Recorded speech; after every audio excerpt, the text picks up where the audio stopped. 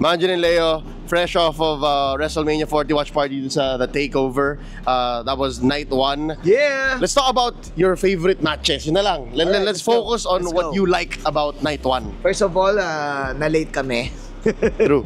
Pero nakakapanood pa rin naman kami online. So, first na match na pinaka nagustuhan ko. Given kasi yung main event. Parang Idulo natin. it's the main event, so it's a different siguro ba space kung saan siya. Pero overall, ang favorite match ko yung Sami Zayn Ganta. No questions. No question. Best match for me.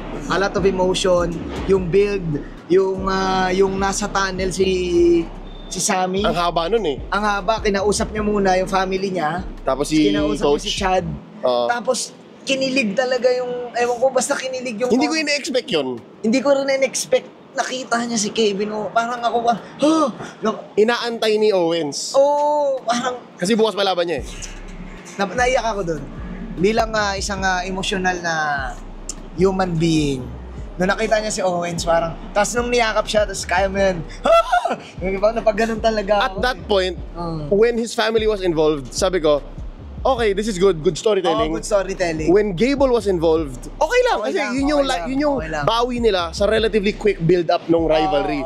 Tapos, nung kasama na si Kevin Owens, after that long walk, sabi ko hindi na pwede matalo to. Imposible. Cannot. Si Owens yung final final emotional stage niya eh. Tapos, galing talaga. Sobrang- Tapos, nahulaan natin, kinokol nung caster yung throw the towel. Oo. Kinokol ni Pat McAfee. I-reference niya. Kasi parang Rocky yun. Pero I think we were also expecting that Gable would make his way to the Something, ring. oo, Tapos something. mas maging literal siya, parang show don't tell. Pero okay na din.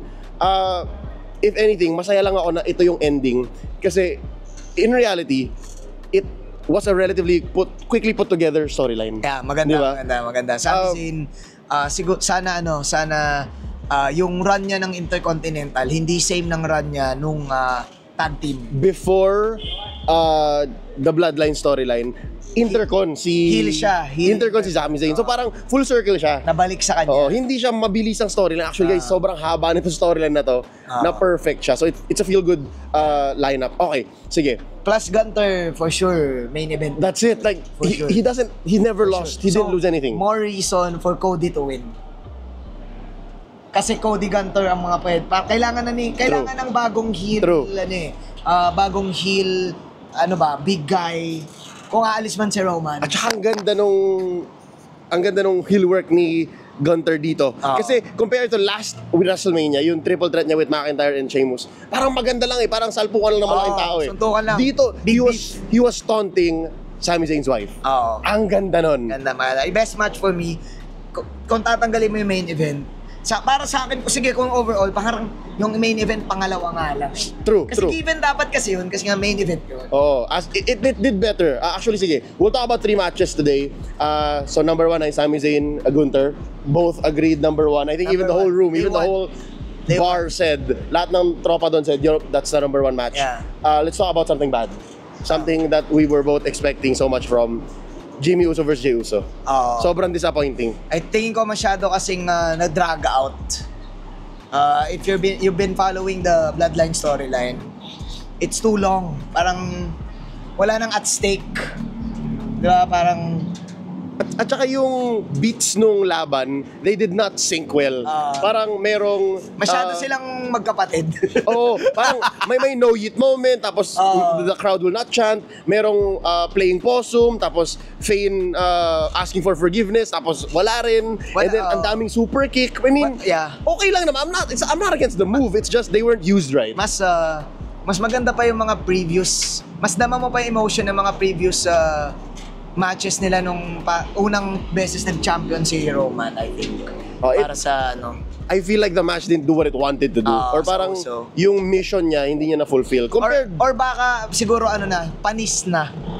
Parang ganun yung na-feel natin. Ako ganun yung na-feel. Nothing against Jimmy or Jay. Actually, I like galing sila parehas. Na-elevate sila pareho ng lahat ng ginawa nila all throughout 2023 and 2024 so far. Pero panis na. This match felt panis. Yeah, panis na. Maganda yung ingredients, pero yung naluto. Sayang, di ko nakain agad yung bagong bili ko na.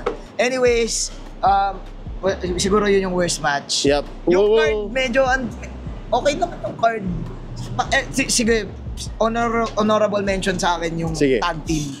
Yung 6-man tag team. Yep. May feel good. May feel And then good. na-elevate mo si A-Town Down Daming Under. spots. Feeling ko nga road to more spotlight si Austin Theory tsaka si Grayson Waller. True.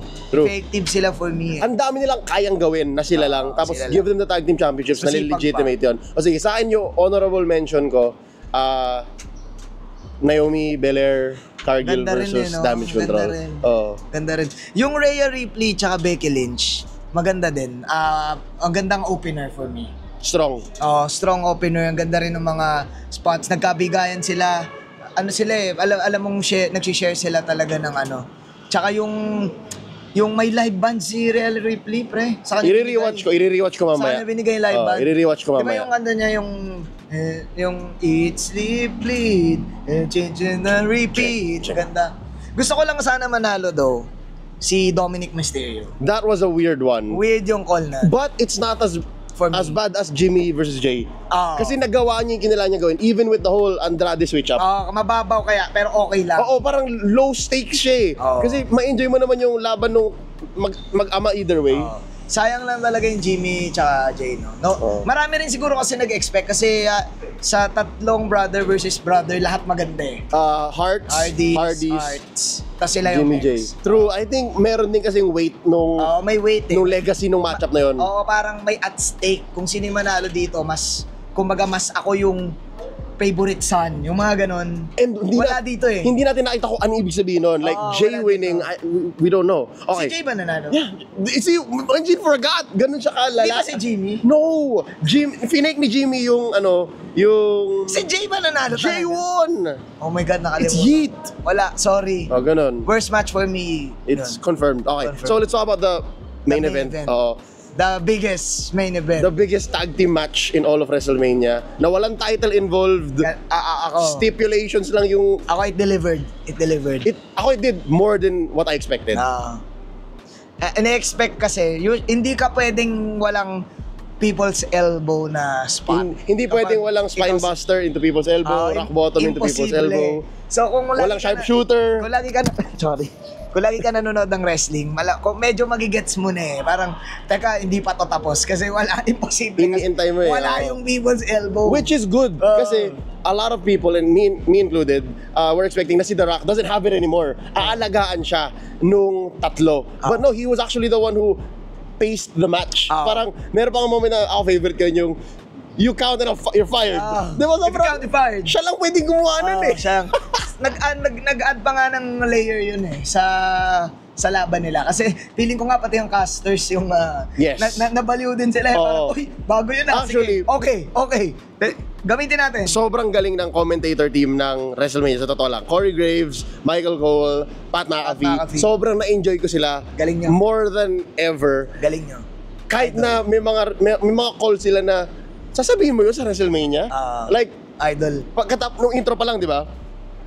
Imagine the 4 biggest stars in all of, I'd say, entertainment right now, di ba? Parang level na sila ng mga Hollywood stars, even if they're not actors. Like, Rollins, Rhodes, Reigns, The Rock. Alam mo yung sagot nung commentators? Ano sagot? Pagkatapos ng announcement nung apat ni Samantha Irvin. Si Cole yun. Si Cole ba? Sabi niya? Sabi niya Samantha Irvin, she's so damn good! Samantha Irvin is so damn good. Walang kwenta!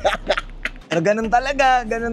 Pero, and nag-make sense kasi nakikinood sila sa atin. Yun yung naramdaman ko. Kaya maganda, nakaka-relate talaga. Tsaka ang ganda na ginagawa ng WWE ngayon eh. First time ko nakita to, may tinatry silang, may binibreak sila na rules, na nagbe-break sila ng fourth wall, as ina-acknowledge nila, yung screen ina-acknowledge nila.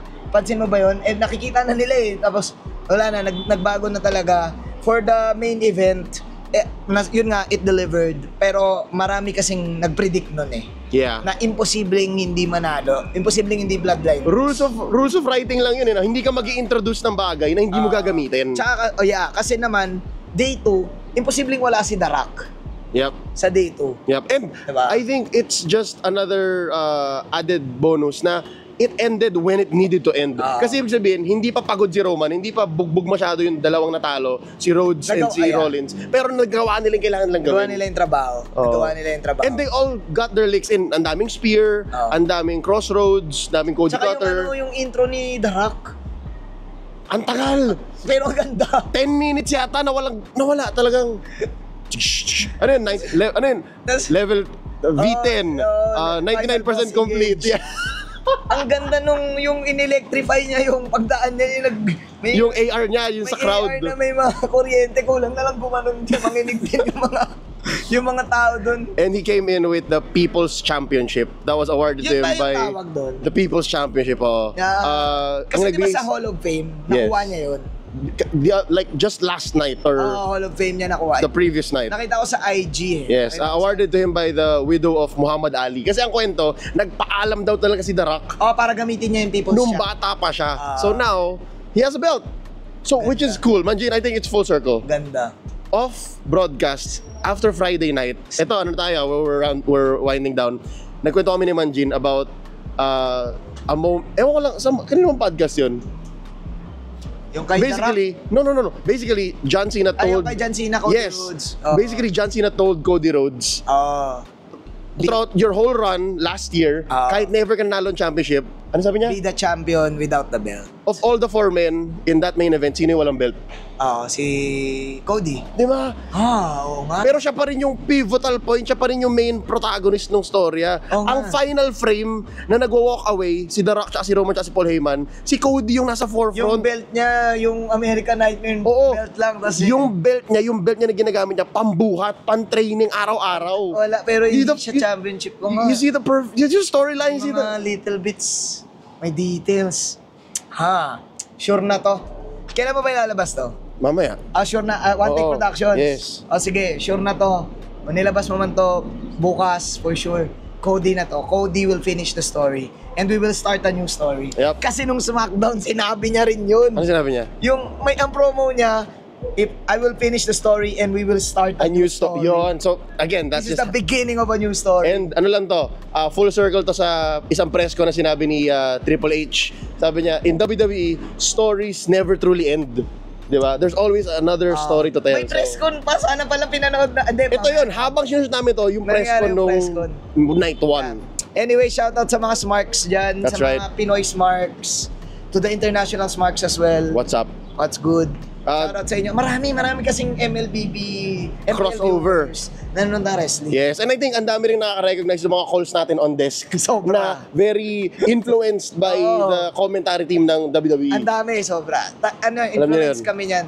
Ako si Renmar tsaka si Leo. Influence kami ng wrestling. So bukas kasama natin si Renmar. Yup. Sure ball. Kita-kits dito sa Takeover Lounge. Sa lahat ng nag-watch party. Papap Katip. Kung nasan man kayo. Sa Hobby Stadium, sa Skinny Mikes, wherever else there is. Sa bahay ninyo kung saan kayo nanonood. Pero dito kami. Dito muna kami. Takeover. Kita-kits. Tropa kasi namin si Siggy. Kita-kits. Sige, kita-kits. See ya. Kita-kits.